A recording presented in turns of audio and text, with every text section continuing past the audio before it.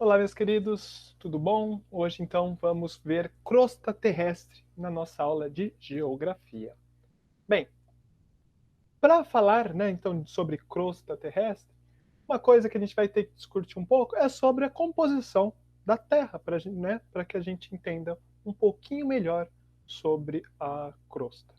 Bem, né, a Terra, então, é composta por camadas, né? Então, e dessas camadas, a gente vai viver, então, na casquinha. Mais ou menos aquela alegoria que o burro faz com o Shrek, né? Que os ogros têm camadas que nem cebolas. Pode pensar mais ou menos nisso. Isso. E vamos ter três principais divisões destas camadas, né? A gente pode dividi-las de várias formas, obviamente, mas a gente vai ali de três grandes camadas, que são elas o núcleo, né? Então vamos falar então do núcleo, do manto e da crosta. Bem, o núcleo então vai ser a região interna da Terra, né?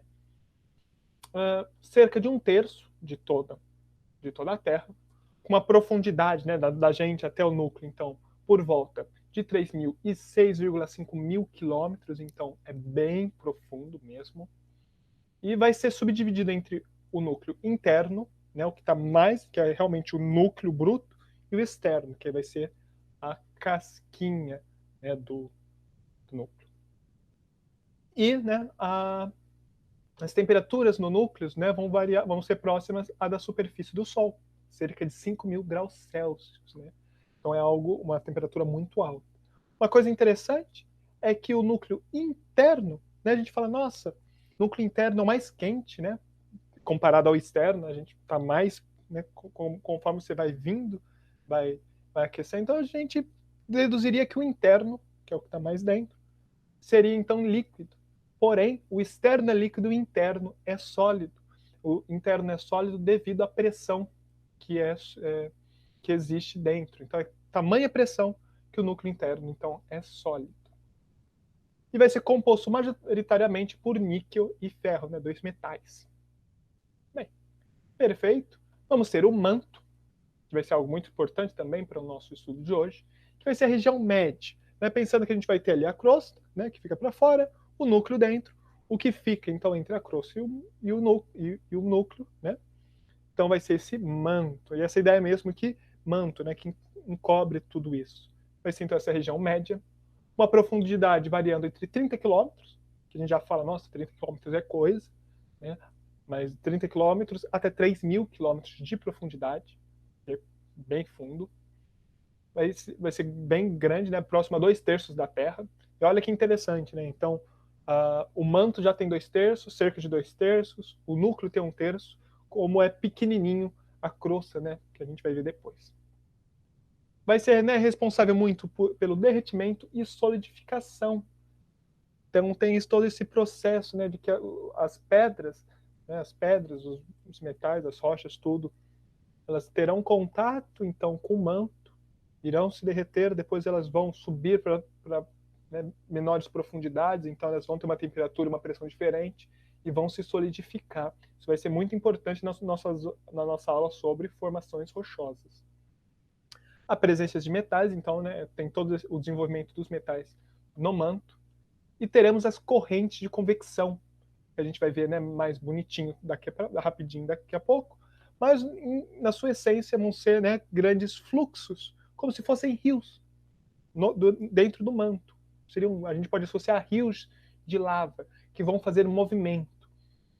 E por último, temos a crosta. Então, como a gente chamou de casquinha, vai até 30 quilômetros de profundidade, então, né, a nossa altura, aqui até 30, né, então a gente cavar 30 quilômetros de profundidade, a gente ainda está na crosta. E conforme a gente vai cavando, vão aumentando as temperaturas. 30 quilômetros, como a gente já disse, é muita coisa. Então a gente não tem tanta facilidade de perfurar tanto assim. E a gente viu, né, que como o manto são 2/3, o núcleo é 1/3, o qual um pouquinho fica, né, aproximadamente, né, porque aí já fecha a terra toda, mas próximo a 2/3, próximo a 1/3, aí o que falta, que bem pouquinho, tá, é a crosta.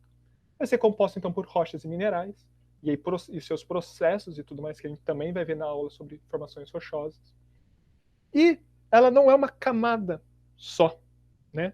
Ela vai ser toda fragmentada como se fosse um quebra-cabeçazinho, que a gente vai chamar então das placas tectônicas, que é o nosso alvo nesta aula, e onde vivemos nós.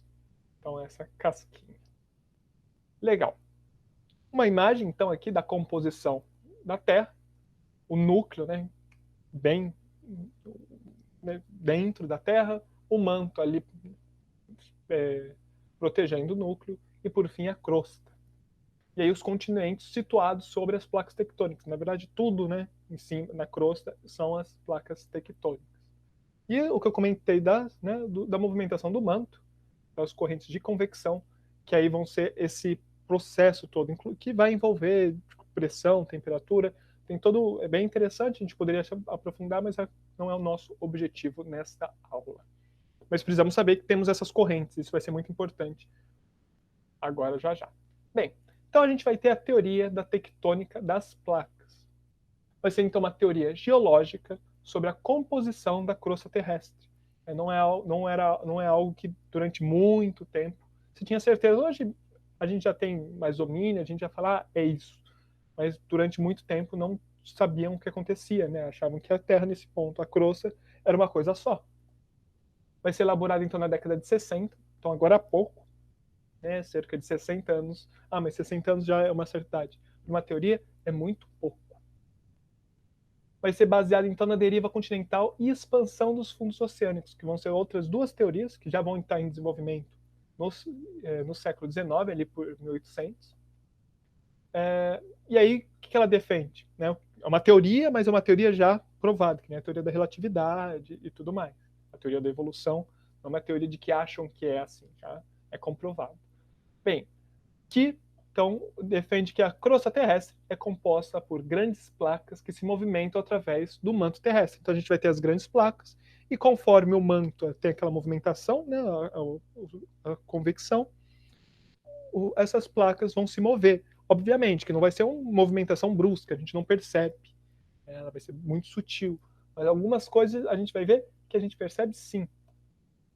Então o manto externo é líquido, a corrente de convecção, né, que vai fazer este movimento, que a gente pode apelidar aqui de rios de lava, na ideia de movimento. E por não ser homogênea, né, por não ser uma casca só, não vai ter uma movimentação única. Né? Então não é todo mundo para lá, né, ou todo mundo para cá, ou para cima, para baixo. Não. O que a gente vai ter é que a gente pode ter uma movimentação numa placa tectônica e outra noutra. Então a gente vai ver que vão ter as movimentações entre as placas. As placas podem se distanciar, podem se encontrar, podem se afastar, e cada uma vai gerar situações diferentes. Então, né, as movimentações das correntes de convecção também são distintas. Então, né, dentro do manto não é tudo homogêneo. E essa movimentação é lenta, como a gente discutiu, então a gente não é tão visível assim a olho nu, a gente tem como perceber, mas de diversas maneiras, e ela é contínua. Não é de vez em quando, está sempre se mexendo. Há uma certa homogeneidade em alguns aspectos. Então, geralmente, uma placa que está vindo, ela não vai do nada voltar. Então, tanto que a gente vai poder estudar muito com mais precisão a movimentação das placas.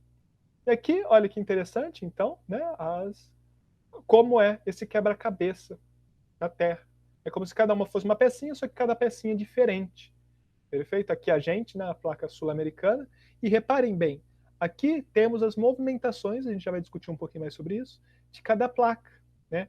Então essa placa está vindo para o oeste, né, o que é a nossa esquerda aqui. A placa africana indo para o leste, né, à direita. Então aqui a gente vai ter um afastamento. Aqui a placa então sul-americana está vindo para o oeste, a placa de Nazca para leste. Então elas se trombam. Então, né, aqui entre a placa do Pacífico e a placa norte-americana, tá uma indo ao norte e outra indo ao sul. Então a gente vai ter um movimento, né, de distanciamento. E aqui, né, como ocorrem então essas correntes de convecção que eu comentei, né? Então podemos ter uma indo para uma direção, outra para outra, e cada placa fazendo alguma coisa. Bem, as fronteiras entre as placas vão possuir interessantes peculiaridades. Então, o nosso principal foco aqui vão ser essas fronteiras, porque, em geral, em cima da mesa, não que não tenha, mas é menos perceptível a movimentação. Agora, na fronteira, vai ser bem interessante. E esses encontros, né, essas fronteiras, vão apresentar 3 movimentações que, né, vão se dividir principalmente onde ocorre, mar ou terra, certo? Que vai ser o principal motivo para os abalos sísmicos, né, o que a gente chama de terremoto. Porque a gente vai ver que se em terra vai ser o terremoto, e caso aconteça no mar, vai se chamar maremoto. Né? Então, terremoto se acontecer na terra, maremoto se acontecer no mar. Isso vai dar outros nomes. Se acontecer na Lua, tem o nome de lunemoto, mas o que a gente precisa saber é terremoto, terra, maremoto, mar. Facilzinho de associar. Então, dos 3 movimentos que a gente falou, a gente vai ter o movimento de convergência. Então, lembrar, a gente acho que vocês já viram ótica na física, convergência, então seria quando os raios, né, eles se encontram, então convergir, certo? Então, convergência das placas é quando elas se trombam. Então, ocorre então a sobreposição de uma borda noutra. A gente vai ver que elas vão chocar e uma vai para baixo e a outra vai para cima. Essa que vai para baixo, ela vai se encontrar em algum momento no manto e vai derreter. Né? E vai virar, então, material para o manto. A que vai para cima, geralmente vai causar, então, os acidentes, né, as altitudes, montanhas e tudo mais. A por baixo derrete ao chegar ao manto, né, que é o que a gente vai chamar de subducção. E aí pode, né, esse movimento de uma para baixo, outra para cima, que vai criar, então, o relevo. Teremos, então, a divergência. Então, lembrando da convergência da óptica, a divergência é quando nada converge num ponto, então eles divergem. Então, o afastamento das placas, que então vai formar buraco. Então, o que acontece? As duas se afastam. O que acontece com esse meio? O manto vai vir e vai cobrir. E dependendo da velocidade que isso acontecer, a gente vai poder formar cadeias montanhosas também. Então, a cadeias montanhosas não vem somente na convergência, vem também na divergência. Então vai ser preenchido por magma, dependendo dessa velocidade que o magma sai, antes de se solidificar na superfície, pode vir a criando, então, essa formação. Que é o que a gente vai ter as formações de cordilheiras submarinas. Então, a gente vai ver bonitinho, a gente viu ali o caso da placa sul-americana e da africana, elas estão se afastando. Então a gente vai ter, que a gente vai chamar de dorsal atlântica, mesoatlântica, que vai ser então uma cadeia montanhosa embaixo do mar. Né, a dorsal mesoatlântica, então, que eu acabei de comentar. E por último, a gente tem o movimento de torção, que vai ser o desencontro, é quando uma vai para um lado e outra vai para o outro. Então de boa, elas não estão se trombando, não estão se afastando? Não é de boa. Né? Também vai acontecer diversas. Primeiro que a gente vai ter as falhas transformadoras. Né? E ocasiona terremotos também. Qualquer movimentação pode ocasionar terremotos. Então, aqui nas placas novamente, a gente vai ver aqui que a dorsal mesoatlântica então vai seguir toda esta linha. Olha que interessante, né? Toda aqui tem essa divergência. A área de convergência a gente vai ver aqui, né? Essa área, a placa do Pacífico quase toda está em divergência. Aqui não, mas essa parte aqui sim, a gente vai ver que vai ser uma característica muito marcante. Aqui, né, a torção, que a gente já vai ver bonitinho, que vai ser uma falha que a gente vai ter uma falha, porque normalmente as fronteiras, como a gente pode ver, se encontram em regiões marítimas, né, no oceano, e aqui a gente vai ter uma falha em terra. E olha que interessante, então, as principais ocorrências de terremotos entre 1960 e 2000.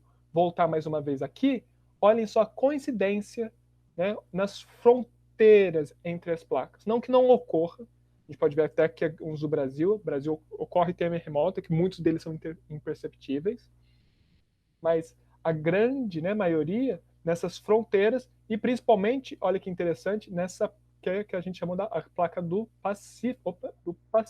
Olha como, né, dando aqui a volta ao globo, como ela está cheia de coisas. Mas sempre esses abalos sísmicos nas fronteiras das placas.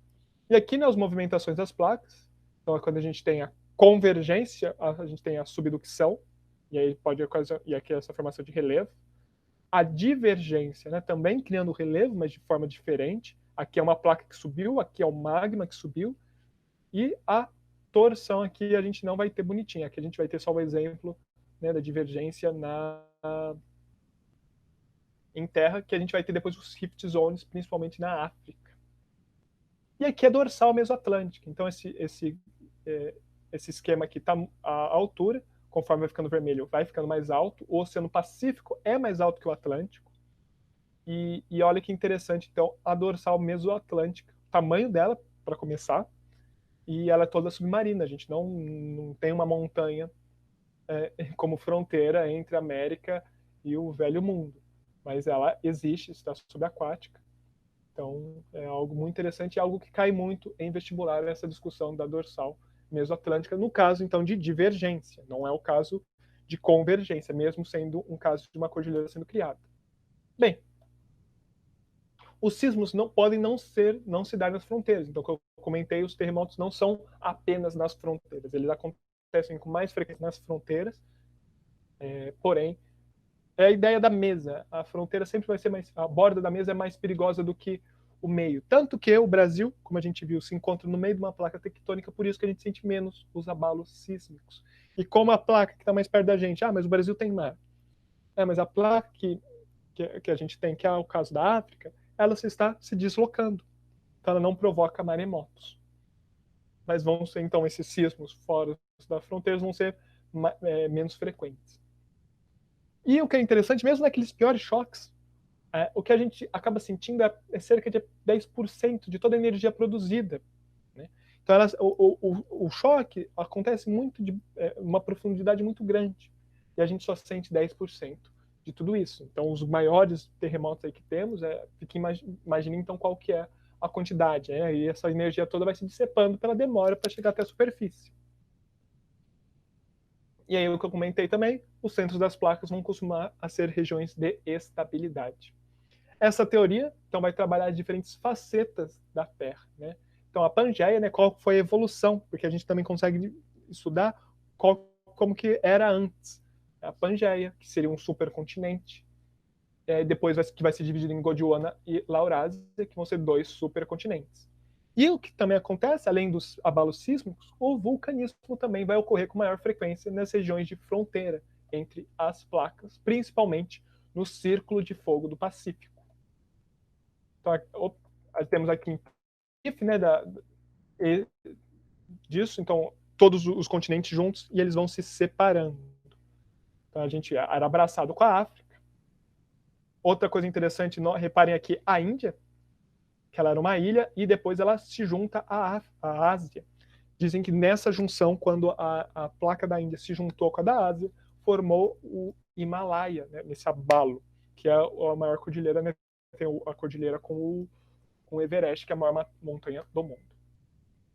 Certo? Então a Pangeia era uma coisa só. Depois vai ser dividida em Gondwana e Laurásia.